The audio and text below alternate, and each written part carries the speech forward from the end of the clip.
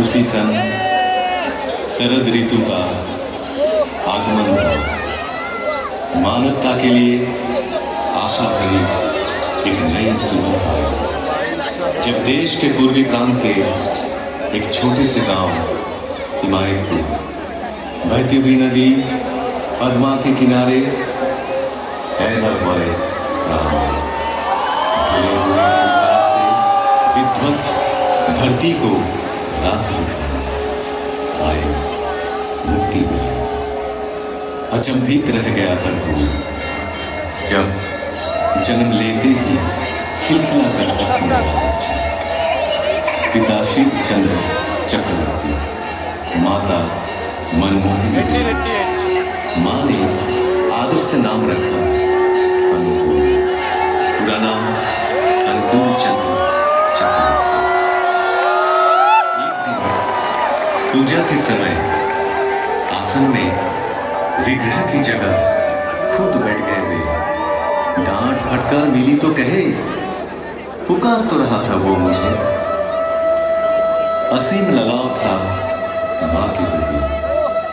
एक दिन किसी कारण माँ पीछने के लिए दौड़ी। भागने लगा बच्चा। पैर में चुभती हुई गर्मी का एहसास हुआ। ख्याल आया ऐसे ही माँ का पाँव ही तो चलता होगा। रुक गए, थम गए। पिटाई पड़ी, इससे भी उनका हृदय आनंद से ही भरा था। माँ की उम्र बढ़ी, ज्ञान विज्ञान के अनंत आधार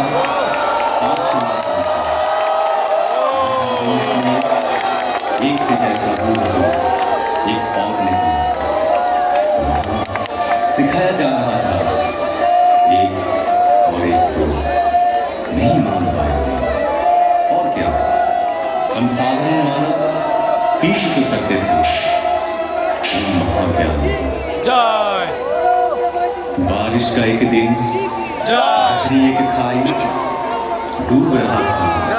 एक बूढ़ा प्राण बचाव के लिए पुकार रहा था। हाथ बढ़ाए हुए जीवन बचा तो बूढ़े ने बोला, क्या तुम ही मेरे अल्लाह? जिंदगी भर ऐसे अनगिनत हाथ सहारा तो खोजते रहे उनका ही। उम्र और भी बढ़ती गई। पिता की इच्छा से पहुंचे कोलकाता डॉक्टरी पढ़ने। शहर में बिगड़ सकता है बच्चा, इस एहसास से घर से पैसा तंगी से ही भेजा जाता। बड़ी कठिनाइयों से गुजरे हुए रहने लगे गरीब मजदूरों के बीच, पर हालात से हार नहीं।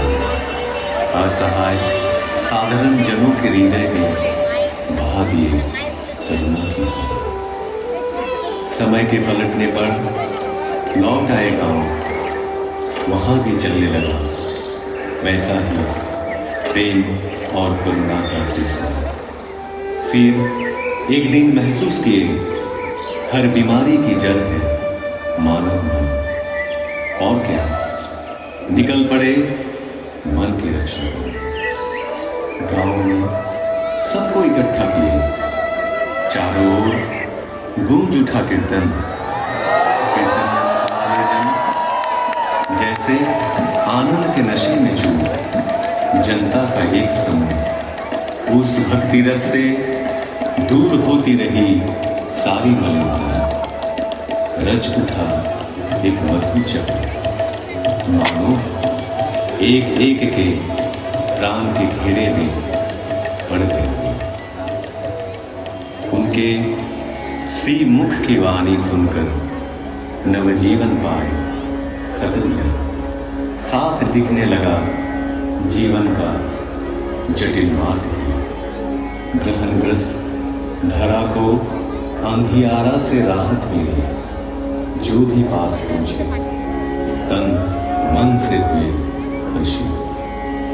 हर एक जीवन की पटकथा परिवर्तन के मूल कारण ही थे। केंद्रित कर उनको एकत्रित होने लगे। आए अर्थार्थी, ज्ञानी, जिज्ञासु, संत भी पहुंचे, दुर्जन भी, त्यागी, संसारी, धनी, निराश्रय, निरक्षर, सब आते रहे। आशा की किरण में परिस्नात हो। रचा कर्मशाला, रचा ज्ञानशाला, आपूर्ति के लिए आनंद बाजार भी। आश्रय पाने आकर प्रश्रय ही मिला हम सबको, बेहतर जिंदगी की ओर। उनको घेर के जो मंडली तैयार हुई, उसे सब पहचानने लगे सत्संग के नाम से।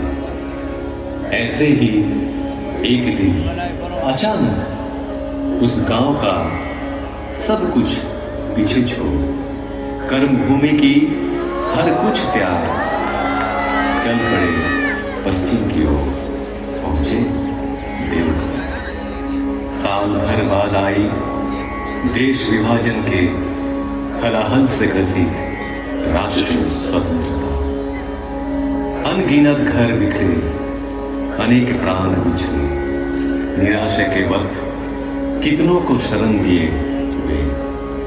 शुरू हुई वही कहानी तो महामानव की लीला का अंतिम पद। देवघर से नियमित निरंतर ठाकुर को संग सुधा पाए हुए कई जन आदेश पाकर या तो अपनी इच्छा से दिल और दिमाग से भी किए कोशिश, पर असफल रहे।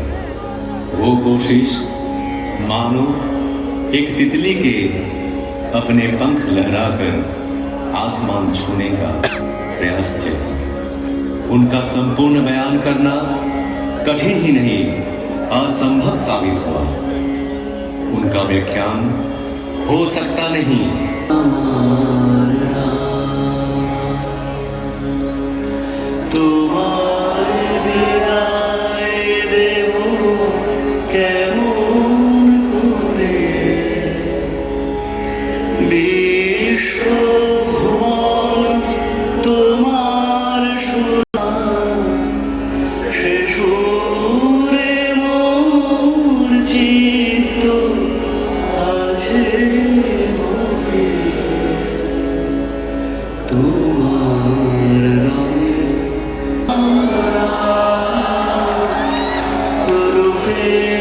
तुम्हार मोह